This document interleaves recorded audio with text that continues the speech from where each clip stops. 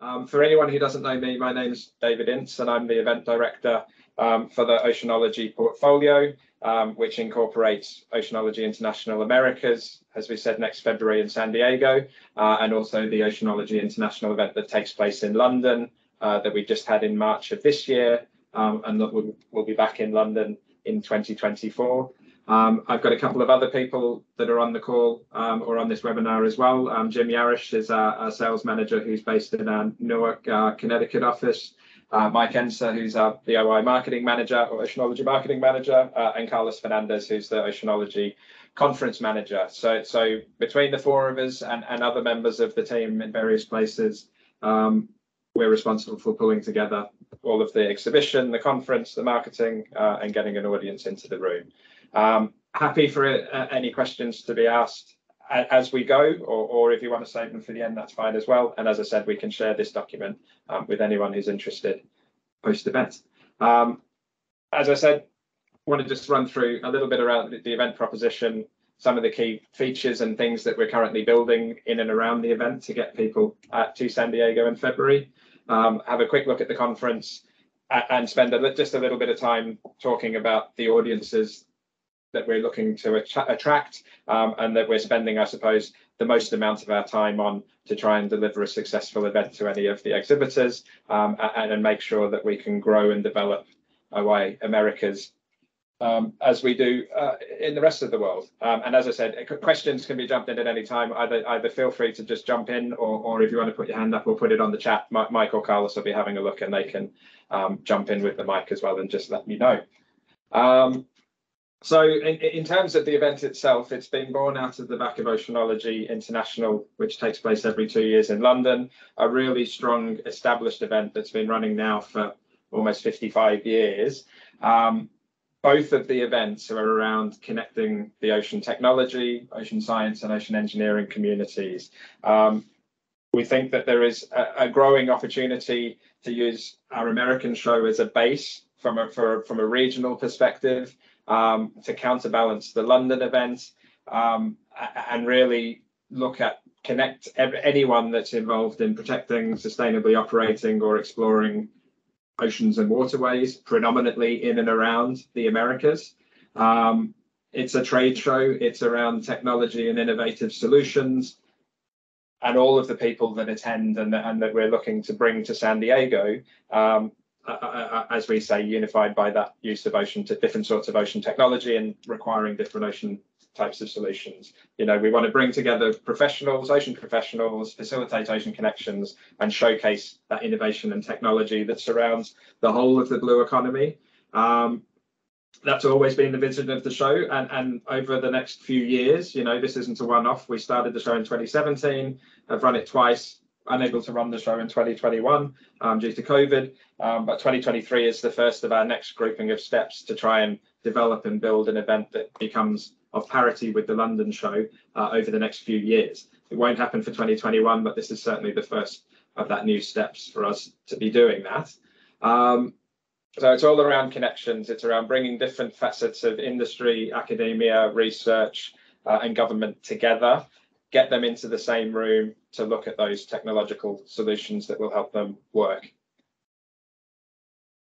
In terms of what we're trying to build in and around the show and develop from the previous editions, I just want to run through. There's lots of different things that we're doing, but you know, if you like, these are features of the show and areas that we're focusing on the most. We're still in the San Diego Convention Center, but one of the things that we have done that's different to 2019 is that we've moved out of the exhibition hall downstairs up into what they call the sales pavilion, which is 90,000 square feet of exhibition safe space, which is on effectively the roof of the convention center. That photo there shows you a picture of another event there, but it's a slightly different feel to the traditional exhibition hall that we're all used to. A lot lighter area, direct access onto the terraces out the back of the San Diego Convention Center, hoping to be able to take advantage of some of the Californian weather in February. What it also allows us to do is bring the exhibition and the exhibit hall a lot closer to the technical conference, which traditionally has been on the same level that we'll be using this year, but the exhibit halls have been down on the ground floor. So being able to bring our technical conference, which is important to an element of our audience, closer to the exhibit hall to try and increase those interactions. Some of the top line targets in terms of the size of the show and what we're looking to achieve is 2,000 plus attendees in those halls and across the conference, 125 to 150 exhibiting companies.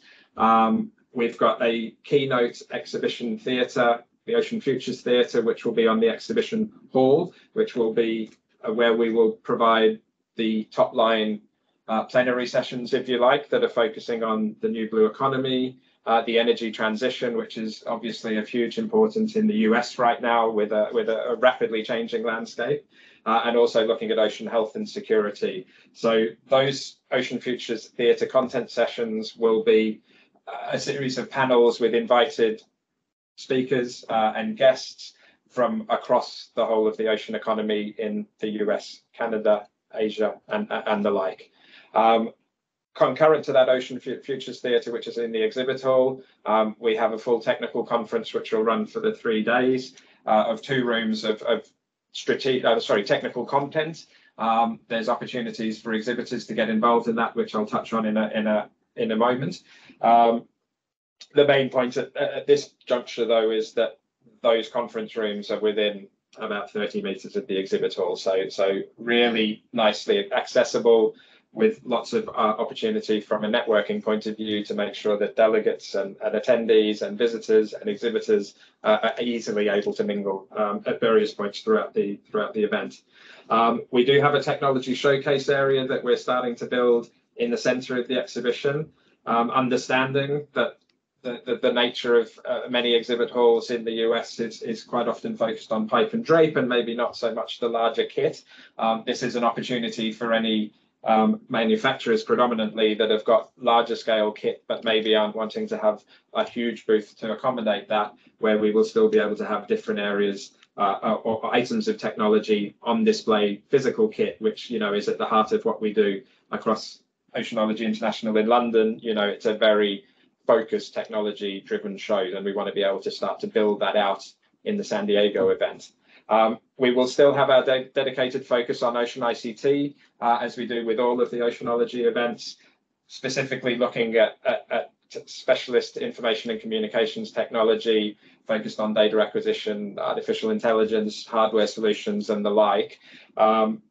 So any companies that are involved in that type of area, we will be able to maybe highlight some of those technologies a little bit more. And it's also a way to introduce oceanology as an event to companies that maybe do not consider themselves to be an ocean solution provider, but actually have really pertinent technology and communication solutions that can be used by all of the attendees, often our exhibitors, traditional exhibitors. So we'll have a focus on ocean ICT in some of our marketing, some of the press coverage, etc. So if you think that you're fitting within that remit, by all means have a chat to us and we'll see what we can do there. We also have a Future Tech Hub, which we actually launched in Oceanology in Americas for the first time in 2019, specifically targeting small startup-ish type companies, less than 10 personnel, that have new to market technologies that haven't been shown at an OI Americas previously. Very successful in 2019. I think we ended up with 16 companies. OI in London in March just gone, we had 20 companies. These are new players in the industry where we can help subsidize what can be quite a substantial trade show investment, and with the idea being that over the coming years they will become normal full-size exhibitors, if you like, and once they get more established in the market. Within the Future Tech Hub, we're also doing quite a bit of work currently with some of the different technology incubators, which are based within America, specifically down the West Coast. So we're doing some work with the Port of San Diego that are reaching out to LA, Seattle, Alaska, all of which have got different incubation technology clusters, if you like, looking for ways to integrate those into the Future Tech Hub and figure out if we can get some investment focused content as well. As with all of our events, we operate a variety of different smart event tools, which are specifically designed to help any exhibitors demonstrate better ROI, easier capture of leads, easier integration of any leads captured into your own CRM systems. So again, standard across all of the RX and Oceanology events. But I think an important part with anything that we're doing, because it helps us demonstrate to you as an exhibitor what's actually been happening at the show. We will also be working with a system and a meetings provider, if you like, called V2 Match, which is aimed at companies that are looking to grow their networks. It's opt-in as part of the registration process. All of the exhibitors will get included into this system should you wish to participate.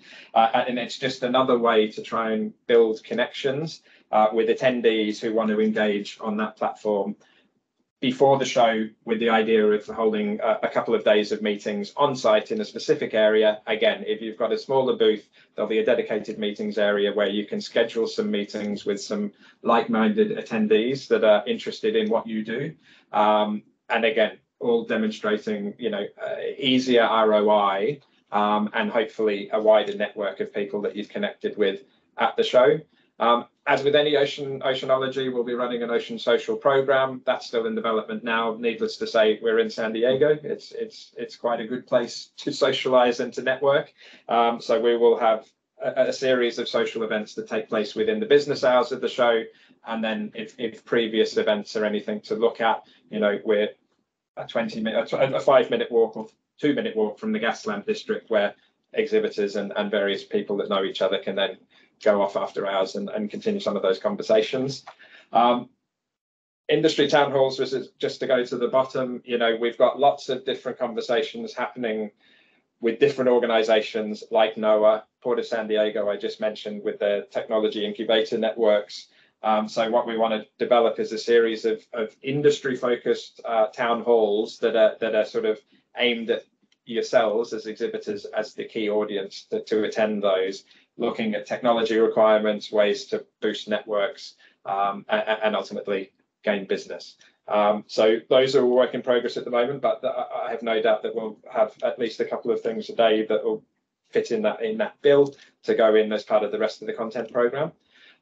We're also proposing at the moment, and just looking at the finer details, with our two partners, our content partners, who are the Society for Underwater Technologies US, which is based in Houston, and MTS, the Marine Technology Society, on whether or not we can develop a training workshop that would most likely take place pre-show, but specifically targeting technical, geo-focused and survey personnel within the energy sector, training courses that they would normally run at various points throughout the year. So we're looking at whether there's an opportunity to have one of those sessions take place the day before OI Americas, to give another point of reason for any technical personnel that are interested in that energy sector that would normally attend those training sessions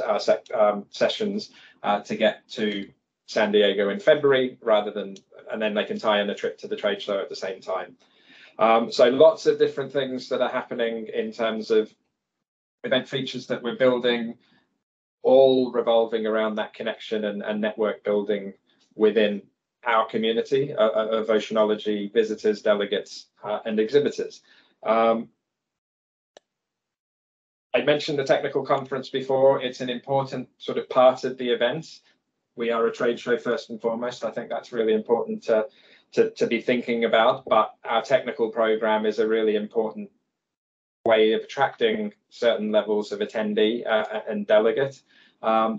There is an opportunity at the moment from an exhibitor point of view to still get involved in that technical conference. Our call for papers is open. We're receiving submissions all the time at the moment. We have a date of the 9th of September, which is in the end of next week, in terms of submitting any abstracts for proposal to speak. So if you consider that you have a story that would be worthwhile telling within the context of that technical conference, then I would ask you to get involved. The link is on our website. It'll be on this PowerPoint that I'll send around as well. Some of the topics, as you'd probably expect with OI Americas, they're not limited to, but some of the main topics, sensors and instrumentation, uncrewed vehicles, navigation and positioning, that whole ocean ICT, data and AI piece. ocean observation, and lots more. Ideally, we would suggest if you've got a presentation that you think would fit, send it in and it will be thrown out within the rest of the steering committee. As I said, we're working with MTS and SUT US together for the first time at OiA Americas, specifically to help curate and guide that technical content to help attract the audience that we want to attract. In terms of what people are interested in, again, this is the top 15 products from the last Oceanology event. It's nothing surprising there, but we cover platforms, components, instrumentation, and then the applications of those technologies, whether that's in survey and geophysics or specialist engineering. Again, this is the top 15 for the London events. I think we have circa of about 160 or 70 products that are represented. If you're not sure, ask the question, and we will certainly be able to point you in the direction of companies that are doing something similar. If we think that it's not within the realms of who we target, then we will tell you, because that's the sensible and the right thing to be doing. But that just gives you an idea. Again, it's quite standard for OI. And it's all of those industries that are working in the waters and oceans of the world that require technological solutions to help them work. In terms of who we're looking to target, these are the highlights. As with all of the oceanologies, we can probably identify 15, 16 specific end user sectors and industries that come to oceanology that require those solutions. But if we were going to look at the top 5 or 6, and why and what we're doing to help attract people from those industries, then this is what we're looking at the moment. Always of extreme importance across all of the oceanology events is the energy sector and the offshore construction sector. Traditionally, oil and gas. In our London event, the wind sector has been heavily entrenched for years. Obviously, with the US market, that is a very new sector to be looking at, and I think will be of huge importance to the development of OI Americas moving forward, especially looking at the survey companies and the site investigation and characteristics activities that are traditionally aligned with part of OI, being the first things that are happening in the US East Coast currently and soon to be on the West Coast as we move into the future. As I said, we're working with SUT Houston and MTS to deliver a specific training workshop that will attract more engineering and geo-type personnel from both sides of the energy sector. We're also doing specific campaigns to the whole of that survey, geo and site investigation industry and companies to get more of those key buyers from both the oil and gas and wind markets, with that whole North American focus to San Diego. We're working very closely with the US government, predominantly with our relationship with NOAA and the Department of Commerce, who are using OI Americas as basically one of their primary engagement pieces with industry next year in 2023, that will support the delivery of their new blue economy strategy and even as far up to the White House's sustainable blue economy strategies, which are currently being written. Part of that will involve a significant presence from NOAA itself on the exhibit floor, which again is new for the show, so we can ensure that the right sorts of personnel from a variety of different NOAA offices and programs are attending. But as part of that US Government Ocean Hub, we're also in the process of reaching out to a variety of different federal government agencies, from BOEM to the Office of Naval Research, to the Department of Energy, NASA, and more, all of whom are involved in different areas of the ocean and the ocean industry and economy. And the idea is that we hope that we will be able to then deliver at least a handful of agencies and federal government offices that want to engage with industry. And that's the really key point. Part of their key remit is to engage with industry, whether it's exhibitors, manufacturers, buyers, and we're building that relationship at the moment to make sure that OI Americas next February is a key part of that strategy next year.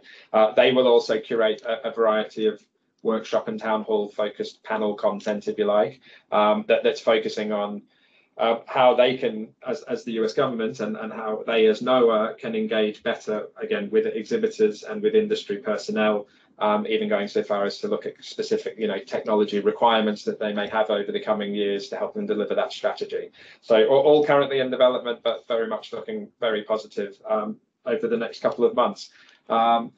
Obviously, the marine science and academic sector is of huge importance to oceanology. It's how the show was originally transpired back in 1969. We're working currently with Scripps to rehost the Marine Institute's pavilion that we launched in 2019. And I would hope that we will have at least 10, if not 20 or 15 or 20 marine institutes and research organizations that we can help subsidize to come to the show, given that where they sit within the industry, to participate, to again be thinking about how they would like to engage with industry, whether it's from a vessel perspective, specific research programs and technology requirements. So we will be working with Scripps to host that pavilion, and then we will be trying to develop a stream of content that will attract people in, but again help engagement with exhibitors and that particular audience. Obviously, being based in San Diego, the Navy and the maritime security sector is of huge importance, specifically the areas of the Navy that are interested in what we would call ocean tech, OiA technology, whether that's autonomous systems, uncrewed vehicles, acoustics and sonar solutions, instrumentation and monitoring, all of those key product areas, if you like. This year, or sorry, in February, for the next show, we will be co-located in the venue at the same time as an event called West, which is a naval IT and systems event, if you like. And that's really great for us because it means that there will be a key element of naval personnel already within the building. It's up to us to then understand ways of getting them from downstairs in their trade show up to us to engage with specific exhibitors.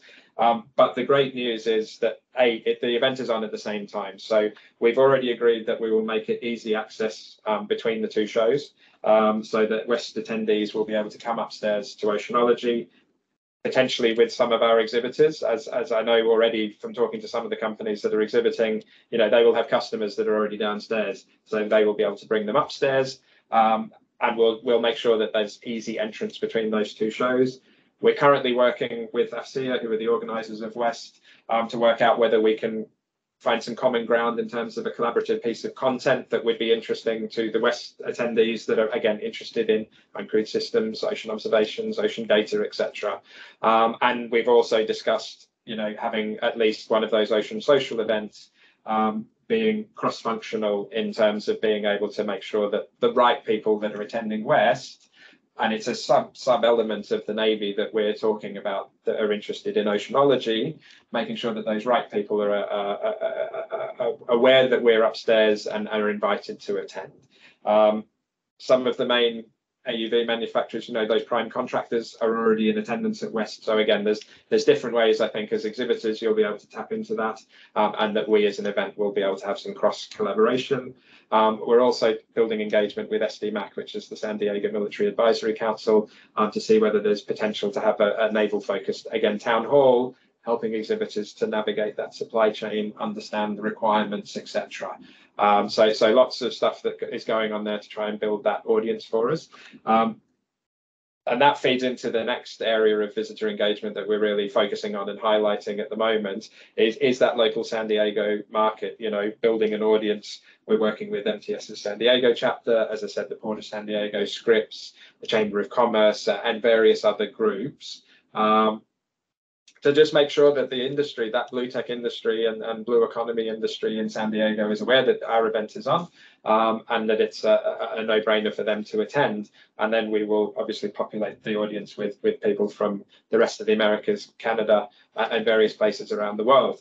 The final bit of visitor engagement that I thought was interesting to highlight is, and it's an opportunity that's only come about because of the challenges that we've all faced with travel and with events taking place over the last couple of years, is that we actually have a separate sort of, if you like, database of US, Canadian, and our key Southeast Asian attendees that would usually come to the London event either in 2022 in March that's just gone, or in 2020 where we had registration open for an entire year and weren't able to run any event.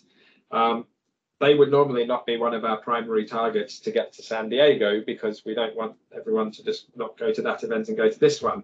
But we've got at least 1,200 people that we'll be targeting on a separate campaign that had registered to come to Oceanology in the last year and a half,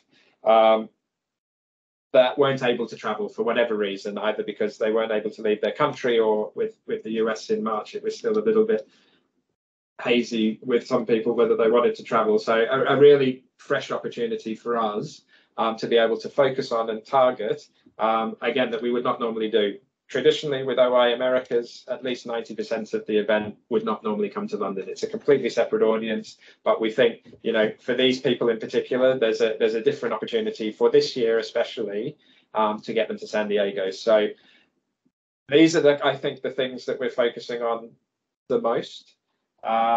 There's an awful lot of work that we're doing behind the scenes. The exhibition's coming along really well. We've got about 60 companies booked in, just under, at this point in time, and we can see that there's a lot of interest at this time of the year. I think people's planning processes have changed slightly, so really looking forward to continuing conversations with everybody in the future. That is all I had at the moment, so I just wanted to say thank you.